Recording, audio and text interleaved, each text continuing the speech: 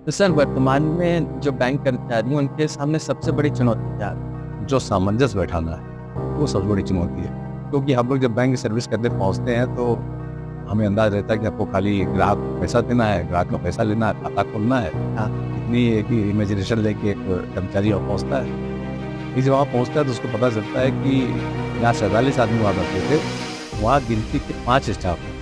इसके हिसाब से देखें तो हर कर्मचारी का लगभग 8 से 10 गुना काम बढ़ गया। इंसान वही है, उसकी क्षमता इंसान की वही है। कोई इंसान ऐसे युग में नहीं चला गया है अंतरिक्ष युग में कि वो एकदम मल्टीटास्किंग हो गया, उसके 8 हाथ पैर हो गए काम कर रहा है। ये बहुत बड़ी लड़ाई हमारी संगठन ने चालू किया है और मुझे लगता है कि आने वाले समय में एक बड़ा आंदोलन इस पर खड़ा होगा। सर आपको क्या लगता है क्या कारण है कि जो भर्ती पर्याप्त है? क्या सरकार के पास वेतन देने के पैसे ही नहीं?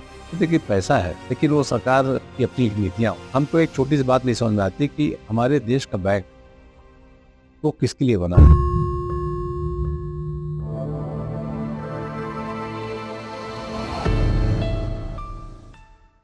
नमस्कार, योग शास्त्री वार्तालाप में एक बार फिर से आपका स्वागत है।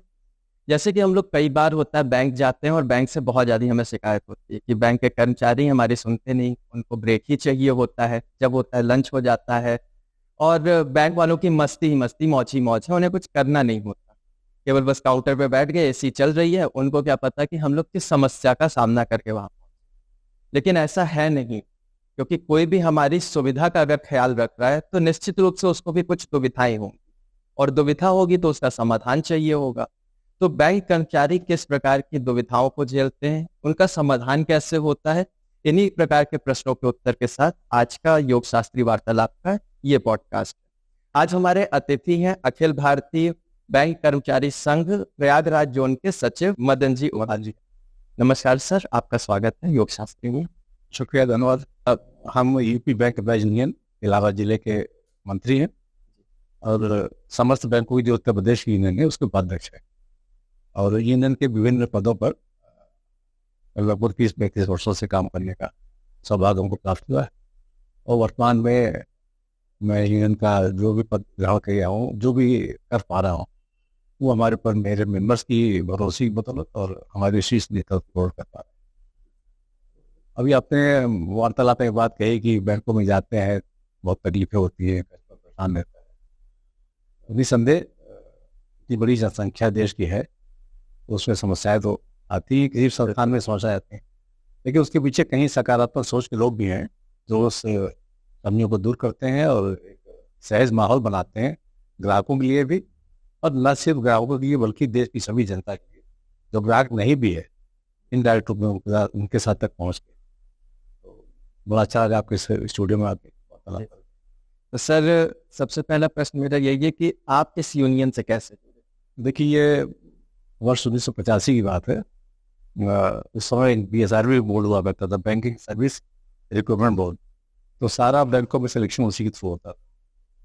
तो मैं घर का बड़ा बेटा था, पढ़ाई वढ़ाई हो गई, भाई नौकरी होना है, तो मैंने एग्ज़ाम दिया और उसमें क्वालिफाई हो गया। लेकिन मेरी पोस्टिंग आई 1987 में। जब बैंक में वैकेंसी आती थी तो उसी लॉट में से निकाल के बैंकों को भेजा जाता था। तो मुझे इलाहाबाद बैंक अलॉट हुआ और यहाँ से लगभग 75 किलोमीटर दूर एक खमरिया शाखा है जो अभी वर्तमान में बनास डिस्ट्रिक्ट पड़ती है और गोपीगंज के पास है वो। तो वहाँ मेरी पोस्टिंग आई। वहाँ पहुँचे तो 21 से जाना पड़ा, वो सगाने से आज से इतनी पुरानी बात होता है 87 में। वहाँ से स्टेशन से इक्का किया, इक्का करके ब्रांच पहुँचे। बाद में नौकरी शुरू किया हमने। तो एक प्रथा है जिस शाखा में हम लोग जाते हैं वहाँ कर्मचारियों की यूनियन, अधिकारियों की यूनियन पहले से एग्जिस्ट करती रहती है। तो हम पहुँचे तो हमें कर्मचारियों की यूनियन का मेंबरशिप फॉर्म बनाया गया कि आप इसके मेंबर बन जाइए। उसके मेंबर बन गए। इतनी समझ नहीं थी कि क्या है एक्चुअली यूनियन क्या है और उसका मेंबर्स क्यों बनते हैं, लेकिन जब सब ने कहा भरी देखो, 2-3 महीना ही बीता था। उस जमाने में शाखा स्तर पे यूनियन का एक पद हुआ करता था, शाखा मंत्री का पद। शाखा मंत्री के पद बहुत पावरफुल पद माना जाता था, क्योंकि जितनी भी वार्तालाप प्रबंधन को कर्मचारियों के थ्रू करनी पड़ती थी वो थ्रू शाखा मंत्री करता था। तो शाखा मंत्री साथ बैठ के सबकी ड्यूटी डिसाइड करना, ब्रिज का काम कर ब्रिज का काम करता था। 3 महीना बाद शाखा में एक मीटिंग हुई छोटी सी और सर्वसम्मति से मुझे शाखा मंत्री चुन लिया गया। मात्र 3 महीने की नौकरी में मुझे वो दायित्व लोगों ने मेरे अंदर, कुछ हो सकता है देखा हो, तो मुझे वो दायित्व मिला शाखा मंत्री का। तो मेरा संगठन से जोड़ने का सफर नौकरी ज्वाइन करने के 3 महीने बाद ही शुरू हो चुका था, यानी सन 87 से ही। तो वहाँ हम लगभग 4 साल मेरा कार्यकाल रहा और सन 91 में वहाँ से मैं ट्रांसफर होकर आया इलाहाबाद शहर की चौक ब्रांच। आपको भी आने वाले समय में आगे बातचीत में शायद ये बात आगे आएगी। उस वक्त जब हम ट्रांसफर होकर मेरा स्थानांतरण हुआ चौक ब्रांच में, तो 47 आदमियों का स्टाफ था। अच्छा। क्लर्क और अधिकारी मिला के 47 लोग शाखा में काम करते थे, और उसमें सबसे जूनियर यानी सबसे कनिष्ठ हम थे। सब लोग बहुत सीनियर लोग। मेरा सौभाग्य था और उन लोगों का मुझ पर भरोसा था कि वहाँ के शाखा मंत्री को चुनाव 6 महीने के अंदर फिर हुआ चौक ब्रांच का। वहाँ को 47 आदमी ने हमको शाखा मंत्री चुनाव, 91 की बात। तो हमारा संघर्ष रहा होगा या हमारा कार्य करने का तरीका रहा होगा या हम पर भरोसा हमारे साथ। आपका ऑरा ही ऐसा रहा होगा कि जो नेतृत्व कर सके, लोगों को भरोसा देता होगा। ऑरा तो नहीं कहेंगे, ऑरा तो आप कह सकते हैं, हमारा कोई ऑरा नहीं है, तो साधारण सिपाही है। लेकिन यह है कि वो बड़ा भरोसा मिला हमको। वहाँ से सफर हमारा एक बड़े पैमाने पर चालू हुआ। फिर शनै शनै संगठन में सक्रियता बढ़ती गई और परिवार का सहयोग मिलता रहा। मेरा विवाह भी सन 87 में नौकरी से हो गया और मेरी धर्मपत्नी भी बैंक में ही सर्विस करती है। तो वो सफ़र उनको पता था कि हमारे पति जो है वो बैंक की के नेता है, तो सपोर्ट करती रही हमेशा। और फिर वो सफ़र आगे बढ़ता रहा और तदनंतर आगे चल के जिले स्तर से लेके और राष्ट्रीय स्तर के तमाम पदों पे हमको जाने का मौका मिला और हमको शीर्ष नेतृत्व ने मौका दिया और हमारे मेंबर्स ने हमको आगे बढ़ाया, जिसकी बदौलत हमारा सफर चलता रहा। संगठन में जो कुछ भी मेरी प्राप्ति हुई, ईश्वर की कृपा है, हम उससे बहुत संतुष्ट हैं। और अभी भी हम लोग अपने देश से बाई ऐसा मानते हैं। तो सर, वर्तमान में जो बैंक कर्मचारी हैं उनके सामने सबसे बड़ी चुनौती क्या है? आज के बढ़ते परिवेश में, आधुनिक युग में जो सामंजस्य बैठाना है, वो सबसे बड़ी चुनौती है। क्योंकि हम लोग जब बैंक सर्विस करने पहुंचते हैं तो हमें अंदाज रहता है कि आपको खाली ग्राहक को पैसा देना है, ग्राहक का पैसा लेना है, खाता खोलना है। हाँ। इतनी एक इमेजिनेशन लेके एक कर्मचारी वहाँ पहुँचता है। लेकिन जब वहाँ पहुँचता है तो उसको पता चलता है कि ग्राहकों पे इतना ज़्यादा दबाव है काम का, क्योंकि सीमित संख्या में, आज जब आप विश्वास मानिए कि जिस शाखा की जिक्र अभी कर रहे थे, जहाँ 47 आदमी हुआ करते थे, वहाँ गिनती के 5 स्टाफ हैं। 47 से गया था, 5-6 लोग ज़्यादा बचे। तो उस शाखा में जाके, यानी काम रोज बढ़ता जा रहा है। हाँ, जनसंख्या बढ़ रही है, खाते रोज नए खुल रहे हैं। आपको याद होगा जनधन खाते का एक ड्राइव चला था, जिसमें देश के तमाम बैंक उन्होंने रिकॉर्ड तोड़ खाते खोल के दिखा दिए। वो खाते जब शाखा में आएंगे तो ग्राहक आएंगे, ग्राहक आएंगे तो संख्या हमारे कर्मचारियों की कम है। यानी पर हेड जो एम्प्लॉई है वो ज़्यादा ग्राहकों को डील कर रहा है। इंसान वही है, उसकी क्षमता इंसान की वही है। कोई इंसान ऐसे युग में नहीं चला गया है, अंतरिक्ष युग में वो एकदम मल्टीटास्किंग हो गया, उसके 8 हाथ पैर हो गए, काम कर रहा है। आप सो ही आपसे करना है। वो जो दबाव काम का बढ़ता जा रहा है आज के डेट में, वो एक हमारे कर्मचारियों की चैलेंजिंग है, जिससे सामंजस्य बिठाना एक कला है। संगठन में मदद करता है और निसंदेह बहुत बैंकों के प्रबंधन। तो इसके हिसाब से देखें तो हर कर्मचारी का लगभग 8 से 10 गुना काम बढ़ गया, एकदम बढ़ गया, क्योंकि एम्प्लॉयज। अब इसके लिए संघ का क्या रोल होता है? संघ कैसे इस पे उनको विश्राम दे सकती है, थोड़ा सा लोड कम कर सकती है? देखिए, अब अगर आपके शाखा, आप जिस बैंक में जाते हो, आपके शाखा में खाता होगा, तो आज की डेट में देश में बैंकिंग इंडस्ट्री के अंदर आधुनिकीकरण का एक प्रक्रिया चल रही है, डिजिटल करने का प्रयास चल रहा है।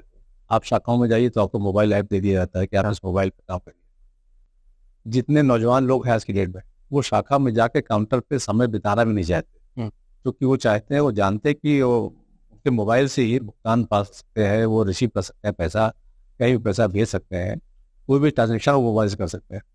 तो एक नौजवान की जो एक बड़ी फौज है, वो तो बैंकों में जाने से अवॉइड करती है कि हम वहाँ लाइन नहीं लंबा है। लेकिन आज भी एक बहुत बड़ी संख्या है समाज में जो काउंटर पे जाती है, चाहे उसको 100 रुपये निकालना हो, उसको काउंटर पे जाके निकालने में सुकून मिलता है। शाखाओं में एक सबसे बड़ी जो लोग बात करते हैं जिसके बारे में, पासबुक प्रिंटिंग को लेकर आपको जिज्ञासा होती होगी। वो लाइन लगाया था, आदमी 100 रुपये निकालता है तो उसकी प्रिंटिंग कराता है। तो एक पीढ़ी है, वो पीढ़ी का विश्वास जब तक वो सामने उसकी नज़र के नहीं दिखाई पड़ता, वो तब तक उसको भरोसा नहीं होता। तो उनको डील करने के लिए कर्मचारी उसका काउंटर रखा हुआ है।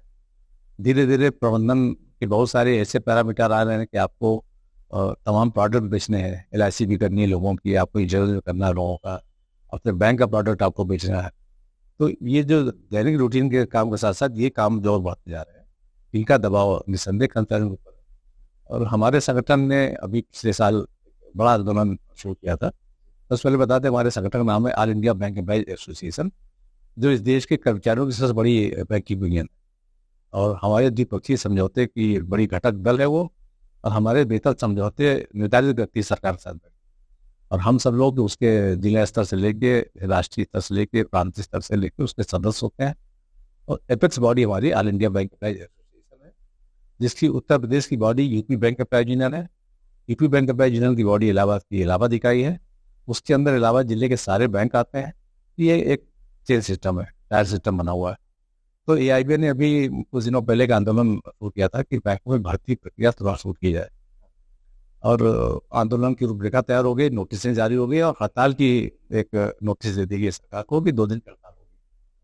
लेकिन इतना ज्वलंत मुद्दा था कि सरकार ने समझा कि हाँ, ये मैटर डिस्कस करने लायक है, और हड़ताल के पहले ही लेबर कमिश्नर ने उसमें इंटरफियर किया और ये तय किया कि अभी कोई भी तरीके की छटनी किसी बैंक में नहीं की जाए, किसी तरीके से कर्मचारियों पे रोक नहीं लगाई जाए, और एक सर्वे किया जाए, एनालिसिस की जाए कि कितने कर्मचारियों की किन बैंकों में कमी है, तो उस हिसाब से आगे प्रोसेस बना के उसकी भर्ती की जाए। तो ये बहुत बड़ी लड़ाई हमारे संगठन ने चालू किया है, और मुझे लगता है कि आने वाले समय में एक बड़ा आंदोलन इस पर खड़ा होगा।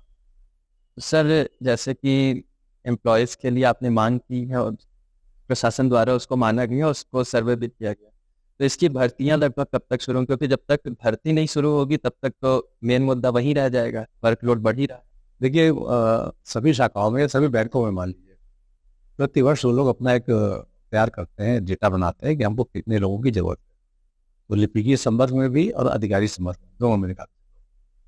लेकिन साथ साथ इंटरनल प्रोसेस भी प्रमोशन का चलता रहता है। जैसे मान लीजिए हमारे यहाँ पर कर्मचारी है, उसको ये अवसर मिलता है कि इतनी सीमा तक अगर वो नौकरी कर चुका है तो वो फिर आगे अधिकारी बन सकता है, इंटरनल एग्जाम देता है, सीनियरिटीज होता है। तो वो प्रोसेस भी बहुत सारे कर्मचारी वर्ग की कमी हो जाती है, तो उतनी भरपाई नहीं हो पाती, क्योंकि बैंकों में एक तरीके से वो ज़्यादा जोर इस बात का है प्रबंधन का कि डिजिटलाइजेशन कर दिया जाए और मैन पावर का इस्तेमाल करें। तो हम लोग की ये मांग है कि आप मैन पावर बढ़ाइए, क्योंकि अगर इस तरीके से नहीं होगा तो न तो बेरोजगारी दूर होगी जी, और न ही रोजगार के अवसर मिल पाएंगे। तो इसलिए हम लोग इसे मांग करते हैं कि हमेशा हमारी बात, तो बैंकों का द्वारा जो एक डेटा तैयार होता है वो हर बार डेफिसिट का ही डेटा रह जाता है। यानी अगर हमारे बैंक में प्रमोशन से लेके, रिटायरमेंट से लेके या डेथ से लेके जितनी वैकेंसी निकली, उसका सर्टन पार्ट ही नए रिक्रूटमेंट से भर पाता है, और पूरी भरपाई उसकी नहीं पाती। लगभग कितना परसेंट ये होगा कि भर पाता है? कम ही हो पाता है, मतलब 30 से 40% की बस हर बार लगभग 60 से 70%। यानी अभी आज के डेट में मान लीजिए कि हमारे यहाँ 1000 वैकेंसी, एक मान लीजिए 1000 वैकेंसी निकली। 1000 वैकेंसी में उत्तर प्रदेश में हमारे पर्टिकुलर बैंक की लगभग 1000 शाखाएं हैं। तो अब अगर उसमें एक ब्रांच में एक आदमी भी आप देंगे तो 1000 वैकेंसी कल उत्तर प्रदेश में खत्म हो जाएगी। एक ही बैंक में एक ही प्रदेश में खत्म हो जाएगी, जबकि उनको बांटना पूरे देश के लिए है।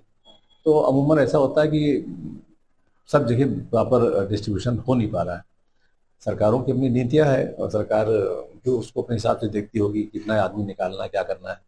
लेकिन संगठन तो ये चाहता है कि काउंटर पर ग्राहक नहीं होंगे। तो जो भी आपने शुरुआत में बात कही थी कि हम जा रहे हैं और AC चल रहा है, लोग बैठे हैं और दिक्कत हो रही है, तो उस कर्मचारी पे काम पे इतना दबाव है कि वो करे भी क्या। एक ही आदमी को 4-4 काउंटर, 5-5 काउंटर का काम देखना पड़ा है। तो इस नाते हमारी तो हमेशा मांग रहती है, हमारे संगठन की बड़ी मांग है इस बात पर कि पर्याप्त भर्ती की जाए, जिससे कि ये जो गैप है ये भरा जा सके। सर, आपको क्या लगता है क्या कारण है कि जो भर्ती पर्याप्त नहीं होती? क्या सरकार के पास वेतन देने के लिए पैसे ही नहीं? देखिए, पैसा है, लेकिन वो सरकार की अपनी नीतियां होती हैं। सरकार बैंकों में सुधार के लिए प्रयासरत है, बैंकों के नए सिनेरियो को बनाने के लिए प्रयासरत है कि बैंकों का नया सीन क्रिएट कर दो। मर्जर आपने देखा कि तमाम बैंकों का आपस में मर्जर हो चुका है, बैंकों की संख्या कम की जा रही है। हमको एक छोटी सी बात नहीं समझ में आती कि हमारे देश का बैंक वो किसके लिए बना है।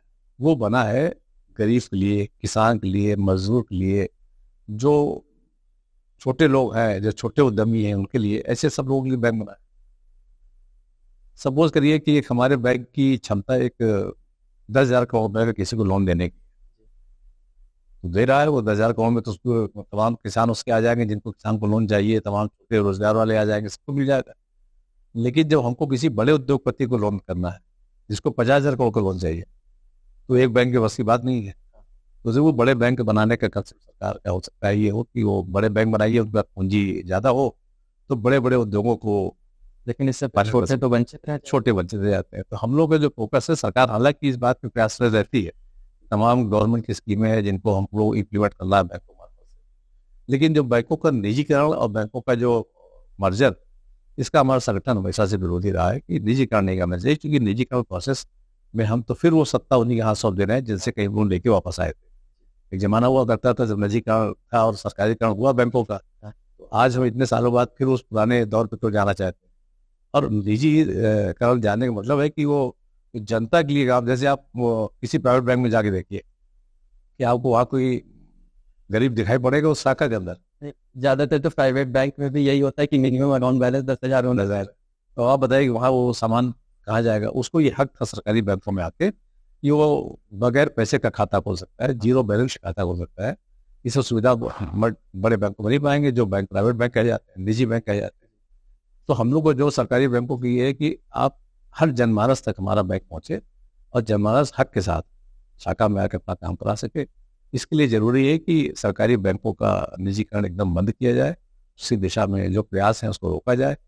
और इवन हमारे यूनियन ने अभी लेटेस्ट मांगी, अभी हमारे कोच्चि में एक कॉन्फ्रेंस थी, तो उसमें ये भी निर्णय लिया गया कि हम सारे निजी बैंकों को सरकारी बैंक बनाने की मांग पे हम आएंगे।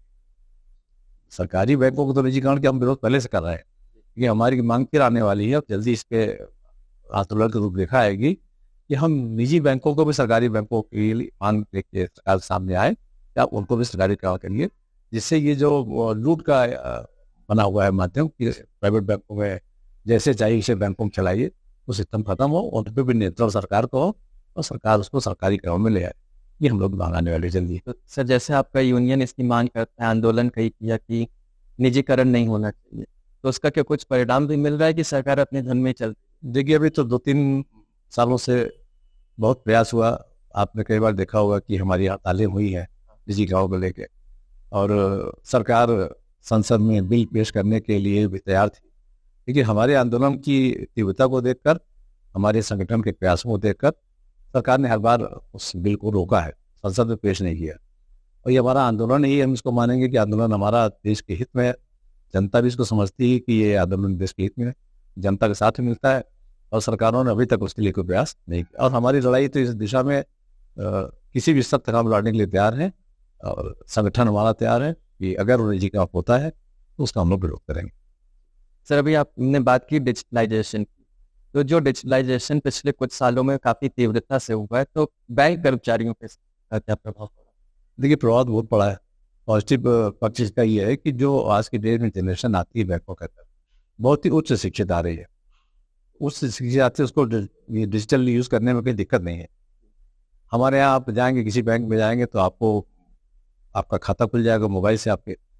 अब ये सुविधा हो गई कि आपको अगर खाता खोलना है, आप बताएंगे तो टीम बनी हुई है, वो आपके घर जाके आपका खाता खोल देगी। तो जितने भी ये टास्क हैं सब डिजिटल हो रहा है। मैन पावर का काम नहीं, कोई आदमी बैठ के आपको फॉर्म नहीं भरा रहा, आपका सब डिजिटल फॉर्म में हो जा रहा है। तो उसके लिए हमारे पास स्किल्ड वर्कर आ रहा है, और हमारे पास जितने पढ़े लिखे लड़के आते हैं, नए जमाने के आ रहे हैं, इस फील्ड में जानकार भी हैं सब। तो जाते हैं वो लोग, फील्ड में काम भी करते हैं, और जो नीतियाँ बैंक की हैं, या बैंक की जो पॉलिसीज बनी है, या बैंक जो सुविधाएं देना चाह रहा है अपने जनता, उसको पूरी तरीके से पहुंचाने की शिक्षा में, और डिजिटल रूप में तो सब अच्छे ही लड़के आज की डेट में कर्मचारी रूप में आ रहे हैं। तो बैंकों से कुछ खराब प्रभाव नहीं पड़ रहा है डिजिटलाइजेशन? देखिए, अब प्रभाव तो खराब क्यों पड़ेगा? सरकार भी चाहती है, जनता भी बहुत सारी चाहती है, और जो आज की जमात दौर है, अब हम ये कहें कि नहीं, हम कंप्यूटर काम नहीं करेंगे, हम तो मैनुअल काम करेंगे, तो ये तो पीछे आने को तो समस्या की बात है। तो समय के हिसाब से परिवर्तन तो निश्चित है, वो तो परिवर्तन होगा। हमारा संगठन भी परिवर्तन के लिए तैयार है, परिवर्तन के लिए, लेकिन कर्मचारी हितों की अनदेखी नहीं हो, कर्मचारियों के रोजगार पे हमले नहीं, रोजगार के अवसर खत्म नहीं हो। आप हम अपना फील्ड बढ़ा रहे हैं, अपना दायरा बढ़ा रहे हैं, हम रोज खाते खोल रहे हैं, हमारा लक्ष्य है कि देश का कोई भी व्यक्ति ऐसा ना हो जिसका बैंक में खाता नहीं हो। सरकार का भी ये मिशन है और हमारे कर्मचारी और हमारे बैंकों का मिशन है। हम जब उस दिशा में लगे हैं तो उसके लिए हमको वर्क फोर्स चाहिए, काउंटर पर बैठने वाले लोग चाहिए। मशीनें भावनात्मक रूप से नहीं जोड़ती, इंसान जोड़ता है। तो आपके साथ भावनात्मक रिश्ता एक ऐसा होता है। हमारे बैंकों में ऐसे तमाम ग्राहक हैं जो 80 साल से शाखा में जुड़े हुए हैं। वो आते हैं, यदि उनको आप कहें कि नहीं आना है तो उनके लिए बड़ी असमंजस की स्थिति है कि हमको बैंक ना आने के लिए कहा जा रहा है, मोबाइल से लगता है कुछ गड़बड़। लगता है कुछ गड़बड़ है, हम क्यों नहीं जाना चाहते, हम क्यों नहीं जा सकते। तो वो भावनात्मक जो बॉन्डिंग है वो इंसान के काउंटर पर बैठने से बनी रह सकती है, न कि मशीनों के रहने से। तो मशीनों से आप व्यापार तो कर लेंगे, लेकिन व्यापार एक पीढ़ी तक रहेगा, उसके बाद फिर आदमी मशीन दूसरी की तलाशेगा, दूसरी मशीन तलाशेगा। लेकिन आपसे अगर हम आगे मिलते हैं और निजी हमारे आपके साथ संबंध है तो हम चाहेंगे रोज आपके साथ मिले और दसियों ग्राहक ला के आपके पास खड़ा करेंगे कि भाई ये बहुत सच्चे इंसान है, आप शाखा में जाइए, इनसे मिलिए, आपका सब काम हो जाएगा। बहुत ही प्यार से बात करते हैं। तो ये जो फर्क है, अगर इसको समझ ले तो दोनों चीज का सामंजस्य बना के चले, और डिजिटल भी हो और साथ साथ मैन पावर की भी बैलेंस तो ज्यादा अच्छा हो। सर, अभी आपने बात की कर्मचारियों के अधिकारों, तो उनके अधिकारों की रक्षा के लिए संघ कैसे रणनीति अपनाता है? देखिए, अब जब हमारा संगठन क्या है, संगठन कोई एक व्यक्ति का देन नहीं है, कोई एक व्यक्ति संगठन नहीं होता। संगठन तो तमाम लोगों से मिलकर बनता है, और संगठन की सोच ये रहती है कि संघर्षों के सहारे, यदि आपके साथ कोई अत्याचार हुआ, कोई आपके खिलाफ इनजस्टिस हो रहा है, तो आपका संगठन आपके साथ खड़ा हो। काम के दौरान बहुत सारी गलतियां हो जाती हैं, जानबूझ के भी हो सकती हैं या नहीं भी हो सकती। तमाम हमारे ऐसे कर्मचारी जो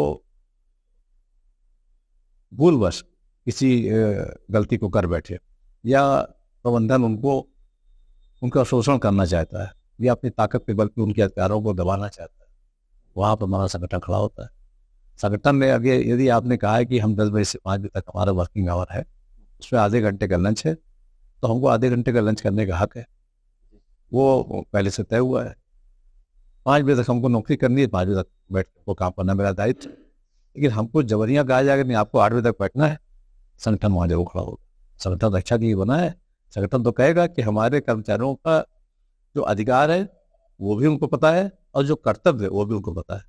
इनका डिविजन, अगर वो अपने कर्तव्य से हटते हैं तो हमारा संगठन को समझाता है, यदि उनके अधिकारों पर हमला होता है तो हमारा संगठन उनके खिलाफ भी खड़ा होता है। कि दोनों पक्ष देखता है कि कर्मचारी भी अनुशासन में रहे, प्रशासन भी अनुशासन।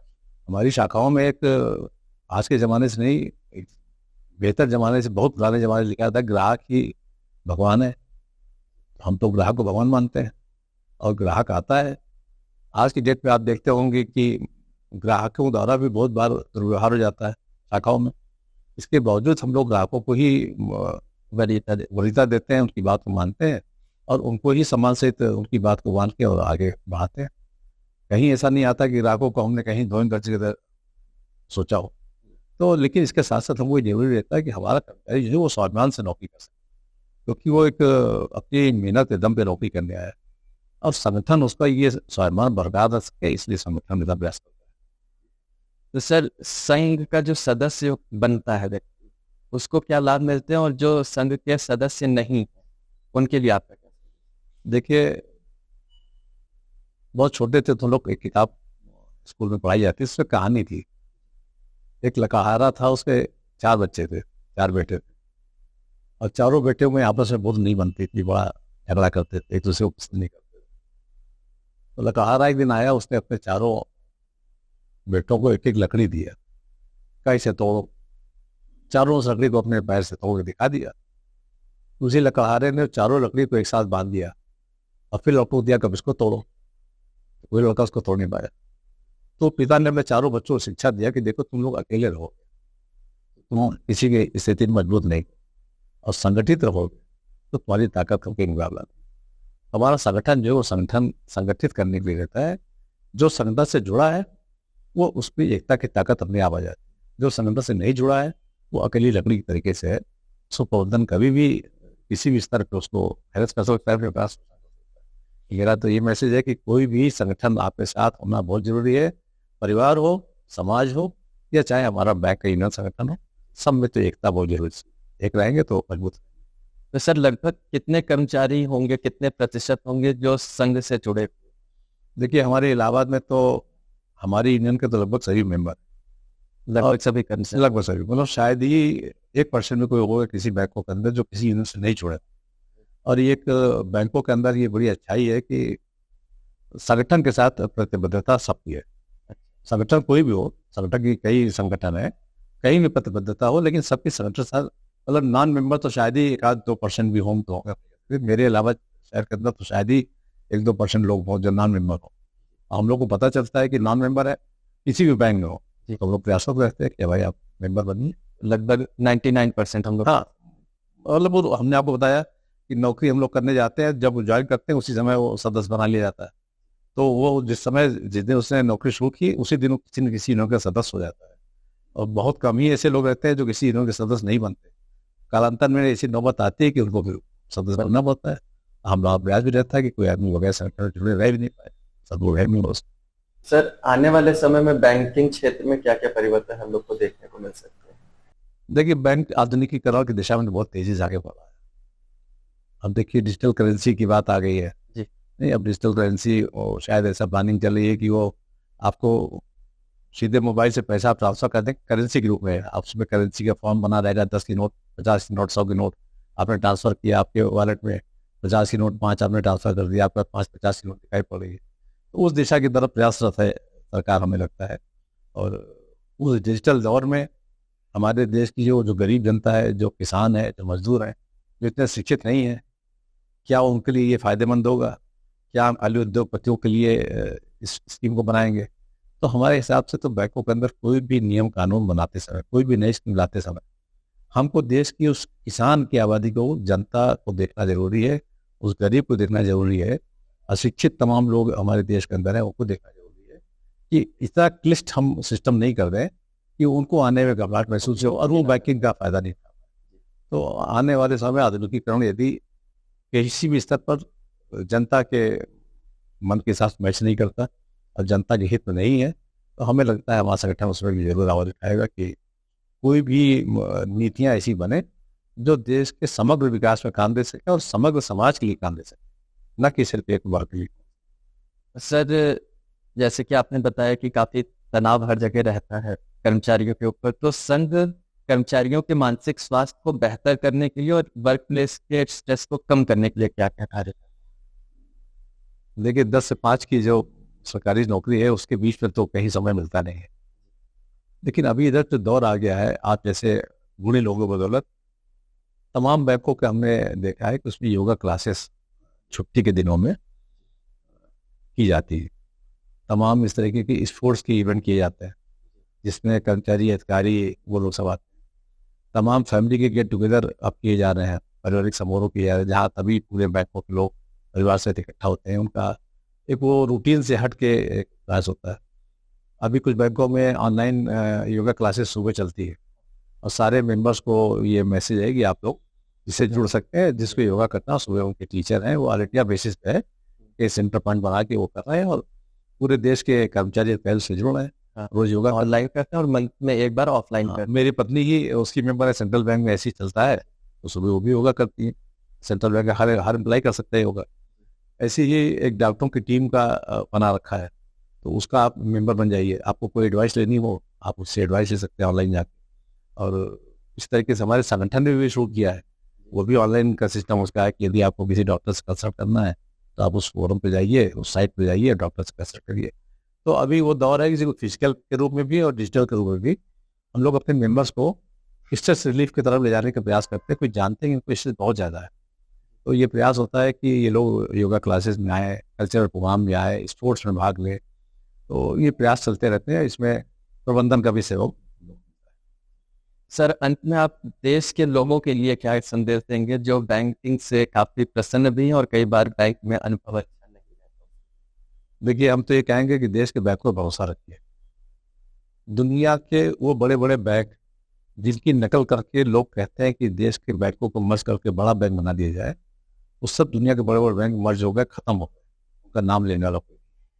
लेकिन भारत के बैंक आज भी मजबूती के साथ खड़े हैं। आपको यकीन नहीं होगा, इस साल हमारे देश के सरकारी बैंकों ने लगभग 3 लाख करोड़ से ऊपर का प्रॉफिट कमाया है। 3 लाख। 3 लाख करोड़ से बढ़।